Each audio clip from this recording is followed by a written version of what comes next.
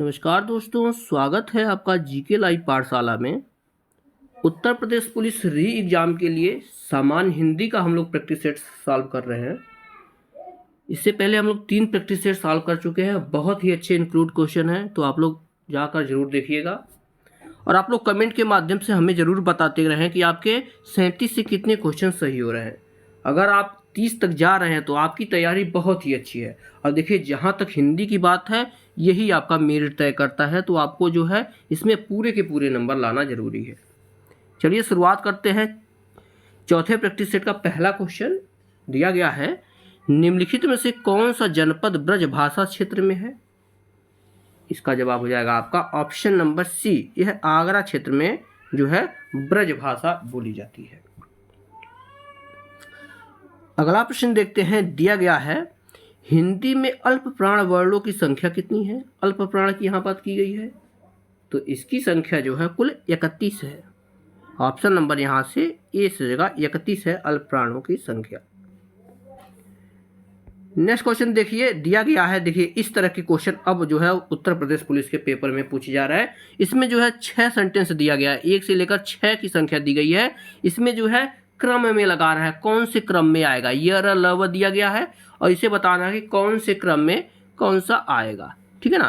तो अगर इसे हम लोग यहाँ से देखें तो आपका हो जाएगा ऑप्शन नंबर यहाँ से तीसरे का डी सही हो जाएगा। ठीक है ना, ऑप्शन डी से कैसे बनेगा, पहले देखिए सेंटेंस पढ़ेंगे। दिया गया है, मरुभूमि राजस्थान की प्रत्येक स्थली पर, उसके बाद वो आएगा, प्रत्येक स्थली पर जहाँ के वीरों का रक्त प्रभावित हुआ। उसके बाद र आएगा, जहाँ की देवियों ने अपने अस्तित्व की। ठीक है ना, जहाँ की देवियों ने अपने अस्तित्व की। उसके बाद ल आएगा, रक्षा के लिए अपने प्राण अग्निदेव को समर्पित कर दिया। ठीक है ना। और लास्ट में आएगा, जहां पद्मिनी और लक्ष्मीबाई ने देश के हितार्थ तलवार धारण कर शत्रुओं का मान मर्दन किया। यह जो है इस तरह से सेंटेंस बनेगा। तो इस तरह से क्वेश्चन आपके पेपर में अब पूछे जा रहे हैं।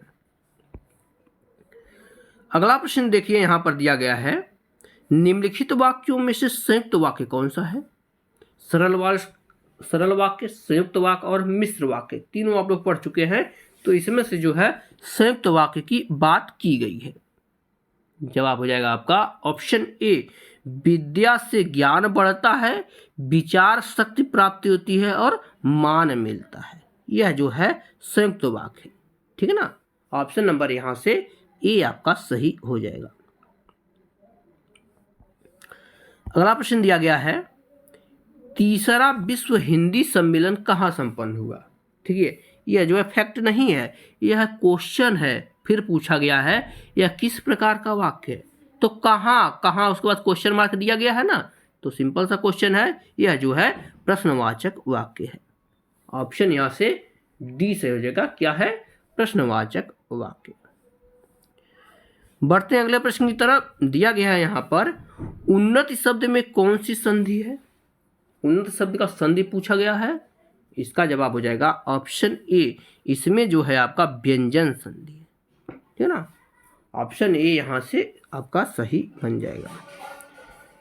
नेक्स्ट क्वेश्चन की तरफ बढ़ते हैं। दिया गया है, आशीय धनवाद, ध्यान रखिएगा, आशीय धनवाद की संधि कौन सी होगी? तो इसका जवाब हो जाएगा आपका ऑप्शन बी, आशीर्वाद होगी। ठीक है ना, यह जो है विसर्ग संधि का उदाहरण है, आशीर्वाद। नेक्स्ट क्वेश्चन, हथकड़ी में कौन सा समास है?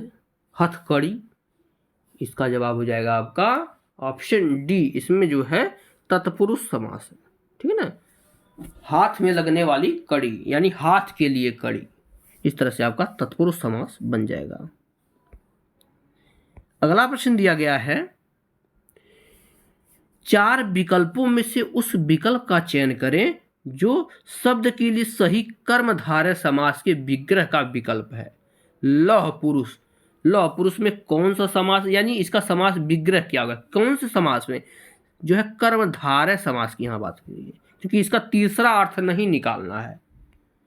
तो इसका जवाब हो जाएगा आपका ऑप्शन नंबर यहाँ से 20 हो जाएगा, लोहे के समान कठोर एवं शक्तिशाली पुरुष, वह जो है लौह पुरुष हो जाएगा। यही जो है लौह पुरुष सरदार वल्लभ भाई पटेल की बात की जाए तो जो है आपका बहुब्रीही समास के अंतर्गत आ जाएगा। अगला प्रश्न दिया गया है, मतलब कारण के लिए भाव कौन सा अनेकार्थी शब्द उचित है? किसके किसके लिए? मतलब कारण, तो इसका जवाब हो जाएगा अर्थ। ठीक है ना, अर्थ हो जाएगा इसका अनेकार्थी शब्द। अर्थ का मतलब भी होता है और कारण भी होता है।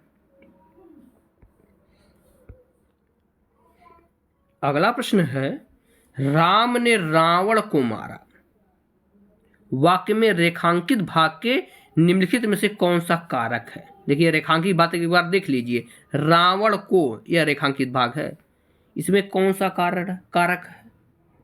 जवाब हो जाएगा इसमें कर्म कारक है, कर्ता ने कर्म को। ठीक है ना, तो को जो है विभक्ति आती है तो जो है कर्म कारक का उदाहरण होता है। नेक्स्ट क्वेश्चन है, निम्नलिखित वाक्य में कौन सा वाक्य अपूर्ण भूतकाल है, यानी कंटिन्यूअस है, पूर्ण नहीं हुआ है? जवाब हो जाएगा आपका ऑप्शन डी, बालक सो रहा है। सो रहा है न कि सो चुका है, तो यह जो है अपूर्ण भूतकाल का उदाहरण ये हो जाएगा। बढ़ते हैं अगले प्रश्न की तरफ। दिया गया है, निम्न में से कौन सा किरण का पर्यायवाची नहीं है? तो किरण की पर्यायवाची की बात करते हैं हम, तो यहां से आपका हो जाता है कर होता है, अंशु होता है, मयूख होता है, लेकिन विशिख नहीं होता है किरण का पर्यायवाची। यह जो है कठिन लेवल का प्रश्न है, ध्यान से इसे जरूर आप लोग देखिएगा। अगला क्वेश्चन दिया गया है, निम्नलिखित में से कौन सा शब्द पुल्लिंग नहीं है? नहीं की बात हो रही है, जवाब हो जाएगा सरकार शब्द जो है आपका स्त्रीलिंग है, न कि पुल्लिंग है, क्योंकि सरकार बनती है, सरकार गिरती है, ऐसे सुने हैं आप लोग। तो जो है वाक्य प्रयोग करके हमेशा आप लोग जो है लिंग निर्धारण अच्छे से कर सकते हैं। ठीक है ना, ऑप्शन नंबर यहां से आपका डी सही होगा। अगला प्रश्न दिया गया है, निम्नलिखित में से कौन सा शब्द दोनों वचनों में प्रयोग किया जाता है, यानी एक वचन और बहुवचन दोनों में प्रयोग किया जाता है? तो इसका जवाब हो जाता है आपका ऑप्शन डी, जल जो है एक वचन और बहुवचन में दोनों में प्रयोग किया जाता है। ऑप्शन यहां से डी सही हो जाएगा।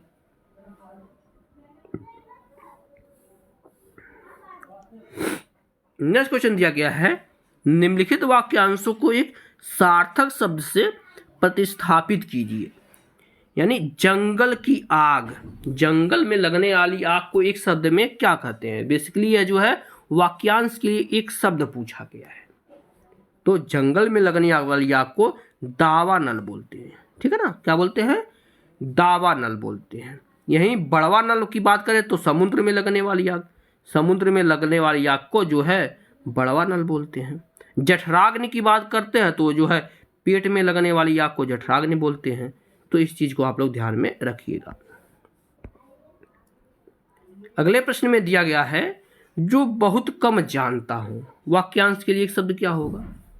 तो जो बहुत कम जानता हूं उसके लिए एक जो है शब्द हो जाएगा अल्पज्ञ हो जाएगा, अल्पज्ञ। और जो बहुत कुछ जानता हूं बहुज्ञ होता है, जो सब कुछ जानता हूं वह जो है सर्वज्ञ होता है, और जानने की इच्छा रखने वाले की बात करते हैं तो जो है जिज्ञासु हो जाता है, उपकार को मानने वाला कृतज्ञ होता है। इस सब चीजों को ध्यान में रखिएगा। नेक्स्ट क्वेश्चन दिया गया है, अनुरक्ति का विपरीतार्थक शब्द कौन सा होगा? अनुरक्ति, ये भी क्वेश्चन बहुत बार पूछा गया है, मोस्ट इंपॉर्टेंट क्वेश्चन है, ध्यान में रखिएगा। जवाब हो जाएगा आपका ऑप्शन नंबर सी, विरक्ति होता है। अनुरक्ति का विलोम क्या होता है? विरक्त। ऑप्शन यहां से सी आपका सही हो जाएगा। अगले प्रश्न में दिया गया है, कभी कभी मेरे दिल में ख्याल आता है। इस वाक्य में कभी कभी किस प्रकार का क्रिया विशेषण है? तो यह जो है आपका ऑप्शन नंबर बी हो जाएगा, कालवाचक क्रिया विशेषण है। ठीक है ना, कभी कभी काल समय दर्शा रहा है ना, तो यह जो है कालवाचक क्रिया विशेषण है। ऑप्शन नंबर यहां से बी आपका सही हो जाएगा। अगला प्रश्न देखेंगे, दिया गया है यहाँ पर, दिए गए शब्द का तत्सम रूप ज्ञात कीजिए। तो अटारी का तत्सम क्या होगा पूछा गया है। इसका जवाब हो जाएगा ऑप्शन बी, क्या होता है, अट्टालिका होता है। ठीक है ना, क्या होता है, अट्टालिका होता है अटारी का तत्सम। ऑप्शन यहाँ से बी सही है, और यह भी क्वेश्चन कई बार पूछा गया है एग्जाम में। अगले प्रश्न को देखेंगे, दिया गया है, मुख मयंक सम मंजू मनोहर। सम दे दिया गया, समान, और जहां भी समान की बात आती है आप लोग वहां पे अलंकार की अगर हम बात करते हैं तो बार बार जो है उपमा अलंकार दिया जाता है, एक दूसरे की तुलना किया जाता है, या समान की बात की जाती है, वहां पर जो है उपमा अलंकार होता है। ऑप्शन नंबर यहां से डी आपका सही हो जाएगा। अगला प्रश्न है, इनमें से तालव्य व्यंजन का उदाहरण कौन सा है। कौन सा ऐसा व्यंजन है जो तालव्य व्यंजन है। इसका जवाब हो जाता है आपका ऑप्शन डी, च छ ज झ जो है वह तालव्य होता है। ठीक है ना, क ख ग घ जो तब बात करें तो जो है कंठ होता है, उसके बाद च छ ज झ तालव्य होता है। टोठो डोढ़ की बात करते हैं तो जो है मूर्धन्य होता है। इस तरह से हम लोग ध्यान में रखेंगे। अगला प्रश्न है, इनमें से किस शब्द का आरंभ नहीं होता है, यानी किससे किसी शब्द का आरंभ नहीं होता है। इसका जवाब बन जाता है आपका ऑप्शन बी, ड शब्द से किसी भी शब्द का आरंभ नहीं होता है। ऑप्शन यहां से बी आपका सही बन जाएगा। नेक्स्ट क्वेश्चन दिया गया है, दुरात्मा। दुरात्मा में कौन सा उपसर्ग है। आपको पता है उपसर्ग जो है शब्द के पहले लगता है, प्रत्यय जो है लास्ट में जुड़ता है। तो दुरात्मा की अगर हम बात करते हैं तो इसमें दुर उपसर्ग है, आधा र है, यानी र के नीचे हलंत है, ध्यान में इस चीज को भी रखिएगा, दुर उपसर्ग है। ऑप्शन ए सही हो जाएगा। नेक्स्ट क्वेश्चन दिया गया है, प्रतिध्वनि में कौन सा उपसर्ग है। प्रतिध्वनि, इसका जवाब हो जाएगा आपका ऑप्शन डी, प्रति उपसर्ग है। यहां से आपका ऑप्शन डी सही हो जाएगा। नेक्स्ट क्वेश्चन है आपका, राजेश जोशी को साहित्य अकादमी पुरस्कार किस रचना पर प्राप्त हुआ था। यह भी इंपॉर्टेंट क्वेश्चन है। जवाब हो जाएगा, दो पंक्तियों के बीच के लिए इन्हें साहित्य अकादमी पुरस्कार दिया गया था। इंपॉर्टेंट क्वेश्चन है, इसे आप लोग देखते रहिएगा। अगला प्रश्न दिया गया है, सुरेंद्र वर्मा को साहित्य अकादमी पुरस्कार किस वर्ष प्रदान किया गया था। तो इनको जो है आपका सन 1996 में साहित्य अकादमी पुरस्कार दिया गया था। किसे, सुरेंद्र वर्मा जी को। नेक्स्ट क्वेश्चन दिया गया है, भाव विलास और रस विलास। ध्यान रखिएगा, भाव विलास और रस विलास इस किसकी जो है रचनाएं हैं, यानी इसके लेखक कौन है। यह भी आपका इंपॉर्टेंट क्वेश्चन है, तो इसे जरूर आप लोग ध्यान में रखिएगा। जवाब हो जाएगा, यह जो है देव की रचना है। ठीक है, देव की रचना है भाव विलास और रस विलास। इंपॉर्टेंट आपका क्वेश्चन है। अगला प्रश्न है, सर्वनाम का शाब्दिक अर्थ क्या होता है। सर्वनाम, इसका जवाब हो जाएगा आपका ऑप्शन नंबर यहां से सी रहेगा, सबका नाम। ठीक है ना, सबका नाम जो है सर्वनाम होता है। ऑप्शन यहां से सी सही है। अगला प्रश्न है, पुरुषवाचक सर्वनाम के कितने भेद होते हैं। तो इसके अगर पुरुषवाचक की बात करते हैं तो इससे कुल 3 भेद होते हैं। ठीक है ना, 3 भेद होते हैं, प्रथम पुरुष, मध्यम पुरुष और अन्य पुरुष होता है। ऑप्शन यहां से बी आपका सही हो जाएगा। अगला प्रश्न दिया गया है, यह मेरी पतंग है, रेखांकित शब्द का भेद बताइए। मेरी बात की जा रही है। जवाब बन जाता है आपका ऑप्शन सी, यह जो है निश्चयवाचक सर्वनाम है, क्योंकि ये बता दिया गया ना किसकी नहीं, मेरी पतंग है, तो यह जो है आपका निश्चयवाचक सर्वनाम का उदाहरण है। आगे गद्यांश दिया गया है, गद्यांश को एक बार आप लोग वीडियो को रोक कर जरूर देखिएगा। हम जो है इस बार सरसरी नज़र से देख लेते हैं, उसके बाद इसके आंसर करेंगे।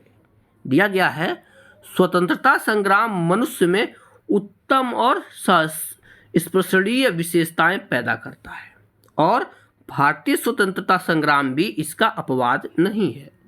महात्मा गांधी के नेतृत्व में यह युद्ध बिना किसी ईर्ष्या द्वेष तथा खून खराबे के लड़ा गया था। गांधी जी इसे सत्याग्रह कहते थे। इसके पीछे उनकी शिक्षा, धार्मिक आस्था तथा अन्य उपलब्धियों का उतना ही हाथ नहीं था जितना उनके सदाचार और व्यवहार का था। इस स्वतंत्र आंदोलन को स्मरण करने का मुख्य कारण यह है कि यह जनतांत्रिक था, अर्थात इसमें देश के हर वर्ग और जात के लोग सम्मिलित थे, चाहे वे धनी हो, गरीब हो, नर हो या नारी हो अथवा विभिन्न संप्रदायों के। इसके साथ ही यह एक धर्मनिरपेक्ष और स्वतंत्रता कर्मियों के संघर्षशील राष्ट्रीय आंदोलन था। स्वतंत्र भारत के नागरिक के रूप में हम आज जनतांत्रिक और धर्मनिरपेक्षता का लाभ उठा रहे हैं। हम सोच नहीं सकते हैं कि इतने बड़े देश में अपना शासन करने के लिए हम अपने प्रतिनिधि नहीं चुन सकते थे, या कोई गंदा कानून लागू कर दिया जाता तो हम उसके विरुद्ध आवाज नहीं उठा सकते और हम अपनी राय स्वतंत्रता पूर्वक व्यक्त नहीं कर सकते थे। यह जो है आपका गद्यांश है। अब इसके प्रश्न देखेंगे। 32 नंबर का प्रश्न दिया गया है, यह गद्यांश किससे संबंधित है? इसका जवाब बन जाता है आपका ऑप्शन ए, इतिहास से संबंधित है। ऑप्शन ए यहां से सही हो जाएगा। अगला प्रश्न दिया गया है, उक्त गद्यावतरण के लेखक का उद्देश्य क्या है? यानी इस गद्यांश में लेखक कहना क्या चाह रहा है? तो इसमें जो है लेखक भारतीय स्वतंत्रता संग्राम की विशेषताओं को उजागर कर रहा है। ऑप्शन ए यहां से आपका सही हो जाएगा। अगला प्रश्न है, इस गद्यावतरण में लेखक ने मुख्य रूप से किसकी बात की है? तो मुख्य रूप से लेखक यह बताए हैं कि हमें आज़ादी कैसे मिली। ऑप्शन यहां से आपका ए सही हो जाएगा। अगला प्रश्न है, भारतीय स्वतंत्रता संग्राम की मुख्य विशेषता यह है कि, लाइन को पूरा करना है जैसा कि गद्यांश में दिया गया है। इसका मुख्य विशेषता यह है कि हम इसमें देश की सभी वर्णों और जातियों के लिए सम्मिलित थे, यानी नर हो या नारी हो सभी सम्मिलित थे, जैसा कि गद्यांश में बताया गया है। नेक्स्ट क्वेश्चन दिया गया है, धर्मनिरपेक्षता से क्या अभिप्राय है? इसका जवाब हो जाता है आपका ऑप्शन सी, धर्म में हस्तक्षेप न करना। ठीक है ना, किसी भी धर्म में हस्तक्षेप न करना ही धर्मनिरपेक्षता कहलाती है, यानी किसी भी धर्म का न विरोध करना न उसमें विश्वास करना। इस तरह से हमने जो है इस प्रैक्टिस सेट को भी पूरा कर लिया है। वीडियो अगर पसंद आई हो तो आप लोग लाइक जरूर कीजिएगा, चैनल को सब्सक्राइब करना न भूलिएगा। मिलते हैं नेक्स्ट लेक्चर में, तब तक के लिए धन्यवाद।